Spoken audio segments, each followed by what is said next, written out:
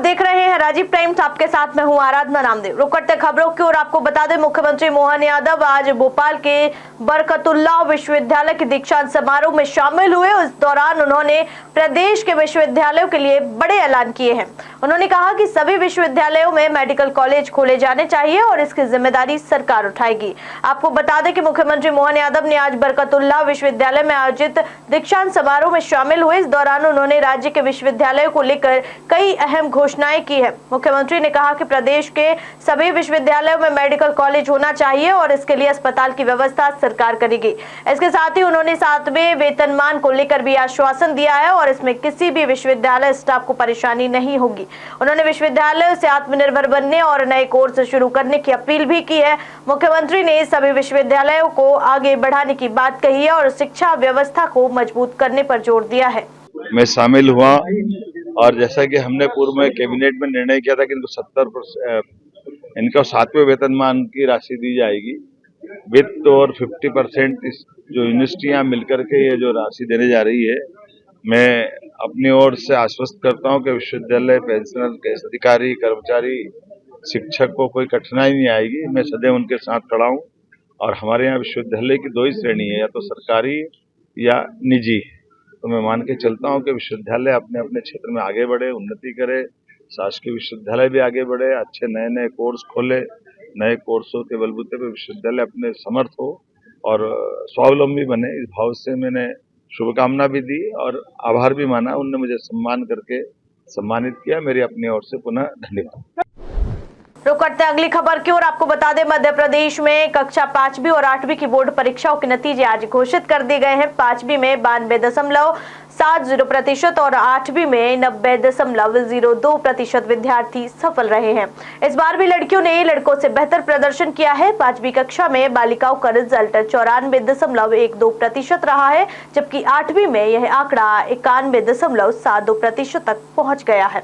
आपको बता दें, मध्य प्रदेश में कक्षा 5वीं और 8वीं की बोर्ड परीक्षाओं के नतीजे आज घोषित कर दिए गए हैं। 5वीं में 92.70% और 8वीं में 90.02% विद्यार्थी सफल रहे हैं। इस बार भी लड़कियों ने लड़कों से बेहतर प्रदर्शन किया है। 5वीं कक्षा में बालिकाओं का रिजल्ट 94.12% रहा है, जबकि 8वीं में यह आंकड़ा 91.72% तक पहुंच गया है। तो वही 5वीं की परीक्षा में शहडोल संभाग की डिंडोरी जिला अव्वल रहे हैं और 8वीं में इंदौर संभाग और नरसिंहपुर जिला टॉपर रहा है। इस बार परीक्षा परिणामों में सुधार देखने को मिला है और विद्यार्थी लगातार बेहतर प्रदर्शन कर रहे हैं। टॉपर्स और अच्छे नंबर लाने वाले विद्यार्थियों में जबरदस्त खुशी का माहौल है। 5वीं का रिजल्ट हमारा 92.70 रहा और इसी प्रकार 8वीं का रिजल्ट हमारा 90.02 रहा। जहाँ तक बात करें तो इस बार हमारे यहाँ 5वीं में करीब 11,17,961 बच्चे सम्मिलित हुए और 10,36,368 बच्चे उत्तीर्ण हुए और 8वीं में इसी प्रकार 11,68,866 बच्चे सम्मिलित हुए थे और 10,52,256 बच्चे उत्तीर्ण हुए। बालकों की तुलना में बालिकाओं का प्रतिशत अधिक रहा है।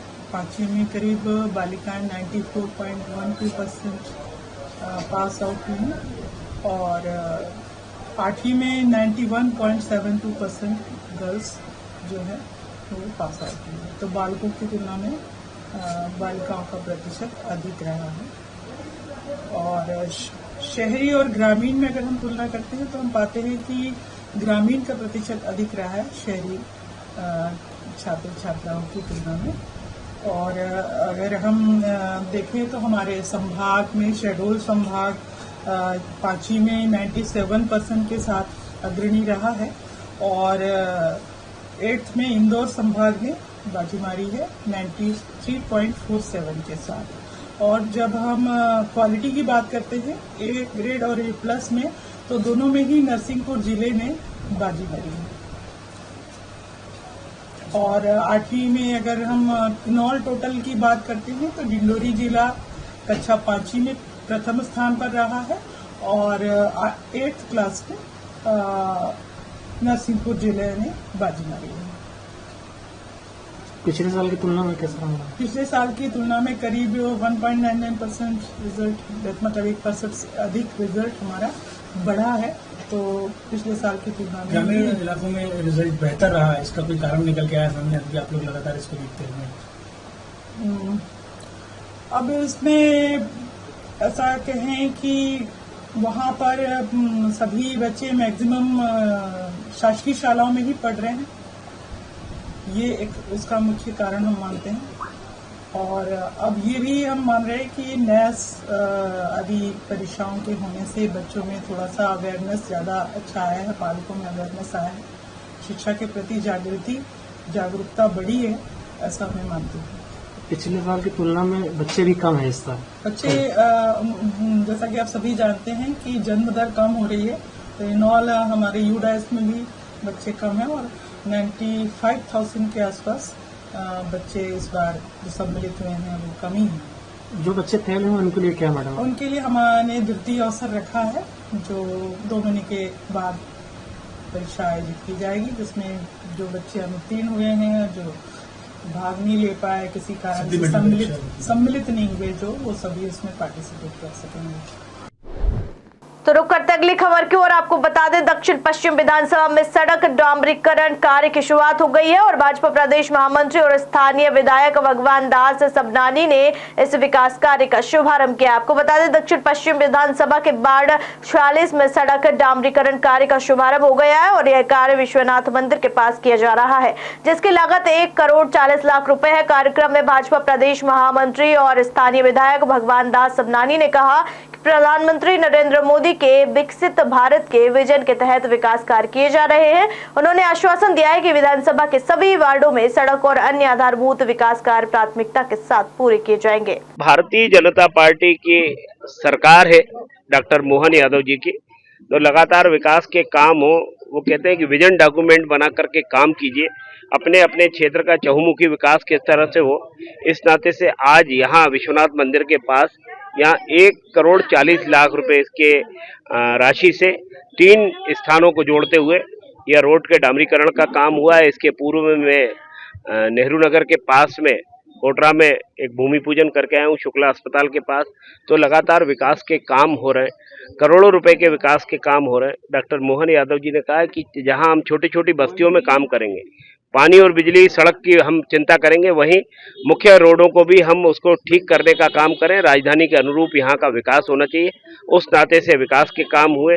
माननीय मोदी जी की उस सोच से कि विकसित भारत की अवधारणा तब पूरी होगी जब राज्यों का विकास होगा, तो राज्यों के विकास के लिए शहरों का विकास, विशेषकर राजधानी का विकास बेहतर हो। इस नाते से हम सभी जनप्रतिनिधि काम में लगे हैं। तो आज इस भूमि पूजन के साथ में इन सभी क्षेत्रवासियों को बहुत बधाई देता हूँ। लंबे समय से इस रोड की मांग हो रही थी कि यहाँ ज़्यादा खराब हो जाती है, उस समय हम चिंता करते हैं, तो इस समय हम जल्दी से जल्दी इस काम को पूरा कर लें ताकि विकास का हमारा काम और तेज गति के साथ पूरा हो। तो आपको बता दें खबर अलीराजपुर से, जहां अलीराजपुर जिले के जोबर थाना क्षेत्र से एक घटना सामने आई है, जहां डेकाकुंड गांव में एक पेड़ से 2 युवतियों के शव लटके मिले हैं। ग्रामीणों ने शव देखकर तुरंत पुलिस को सूचना दी। मौके पर पहुंची पुलिस ने शवों को पोस्टमार्टम के लिए भेज दिया और पूरे मामले की जांच शुरू कर दी। आपको बता दें, अलीराजपुर जिले के जोबर थाना क्षेत्र के डेकाकुंड गांव में एक दर्दनाक घटना सामने आई है। यहां गांव के पास एक पेड़ से 2 युवतियों के शव लटके मिले हैं। शव को देखकर ग्रामीणों ने तुरंत पुलिस को सूचना दी। घटनास्थल पर पहुंची पुलिस ने शव को कब्जे में लेकर पोस्टमार्टम के लिए भेज दिया। मृतक युवतियों की पहचान पूजा सपनीय 16 वर्ष और सकरी बघेल 26 वर्ष के रूप में हुई है, लेकिन अब तक यह साफ नहीं हो पाया है कि यह आत्महत्या है या इसके पीछे कोई और कारण है। हालांकि दोनों ने आत्महत्या क्यों की, इस पर भी अभी सस्पेंस बना हुआ है। मामले की गंभीरता देखते हुए FSL और डॉग स्क्वाड की टीम भी मौके पर पहुंच चुकी है और पुलिस ने केस दर्ज कर जांच शुरू कर दी है। तो आपको बता दें खबर कश्मीर से, जहां कश्मीर में रमजान के दौरान मोदी सरकार की सौगात मोदी किट पर सियासी बवाल छिड़ गया है। आपको बता दें कि कांग्रेस ने इसे चुनावी रणनीति बताया है, तो भाजपा ने कांग्रेस पर तुष्टीकरण का आरोप लगाया है। आपको बता दें कि आज कश्मीर में रमजान के महीने में मोदी सरकार द्वारा वितरित सौगात मोदी किट को लेकर बड़ा सियासी बवाल खड़ा हो गया है। कांग्रेस ने इसे चुनावी रणनीति करार दिया है, तो वही भाजपा ने कांग्रेस पर तुष्टीकरण की राजनीति करने का आरोप लगाया है। कांग्रेस प्रवक्ता मिथुन अहिरबार ने कहा है कि अगर सरकार मुस्लिम समाज को मदद दे रही है तो फिर अन्य धर्मों के त्योहारों पर भी ऐसी किट वितरित क्यों नहीं हो जाती है। तो आपको बता दें कि कांग्रेस का कहना रहा है इसमें कि यह सिर्फ बिहार चुनाव को ध्यान में रखते हुए किया जा रहा है। वहीं भाजपा प्रवक्ता गुंजन चौकसी ने कांग्रेस पर पलटवार करते हुए कहा है कि कांग्रेस पहले यह तय करे कि वह किसके साथ खड़ी है। भाजपा ने कांग्रेस पर हिंदू मुस्लिम राजनीति करने और समाज को बांटने का आरोप लगाया है। भारतीय जनता पार्टी एक तो मुसलमानों के खिलाफ लगातार नफरत फैलाती है और चुनावी राज्यों में जाकर को उनको लाभ देने की कोशिश करती। तो भारतीय जनता पार्टी किसी की सगी नहीं है। कभी ये हिंदुओं की बात करते हैं, कश्मीर में जाकर के कहते हैं कि 2 सिलेंडर आपको ईद पर मुफ्त मिलेंगे। हिंदुओं समाज के लिए इन्होंने क्या किया? हमारा ये मांग है, अगर भारतीय जनता पार्टी चुनाव के आधार पर कोई निर्णय नहीं करती है तो सौगात मोदी कार्यक्रम मध्य प्रदेश में लागू किया जाए। अभी दिवाली निकली है, सबके घर पे पटाखे भेजे जाएं, रंग भेजा जाए, मिठाइयाँ भेजी जाएं। भारतीय जनता पार्टी को ये सुनिश्चित करना चाहिए, अभी ईद आने वाली है, सभी मुसलमान भाइयों के यहाँ मध्य प्रदेश में भी सौगात मोदी भेजी जाए। क्रिश्चियन भाइयों के यहाँ, उनके यहाँ केक भेजा जाए। हमारे जो लोहड़ी मनाते हैं हमारे सिख भाई, उनके यहाँ सौगात मोदी के तहत मिठाइयाँ भेजी जाए। तो एक धर्म को क्यों, सभी धर्म को दीजिए। ये मुस्लिम अपीसमेंट क्यों कर रही है भाजपा? पहले तो कांग्रेस तय कर ले कांग्रेस किसके साथ खड़ी है। कभी तुष्टीकरण की राजनीति करती है वोट बैंक के खातिर और हिंदुओं को कोसती नजर आती है। आज जब मुस्लिम वर्ग के लिए हमारे प्रधानमंत्री जी कोई सौगात लेके आए हैं तो भी ये कोसती नजर आ रही है। तो जनता के कल्याण से कांग्रेस को तकलीफ क्यों है? आज तो हमारे देश की जनता देख रही है कि ये हिंदू मुसलमान करते करते कांग्रेस ने जो देश का विभाजन किया है, फिर ये जातियों में बांटने का जो विभाजन किया है, फिर रंगों में बांटने का जो विभाजन किया है। अरे नफरत की राजनीति को बंद करें। हम सौगात लेके आ रहे हैं, हम कल्याण कर रहे हैं। हम हिंदुओं का भी करते हैं, हम मुसलमानों का भी करते हैं, हम सिख समुदाय का भी करते हैं, हम जैन समुदाय का भी करते हैं। हमने हमारे भारत को एकता और अखंडता के वजूद पे खड़ा रखा है। ये भारतीय जनता पार्टी की सरकार है, ये बांटने का नहीं जोड़ने का काम करती है। इसलिए नफरत की राजनीति बंद करें।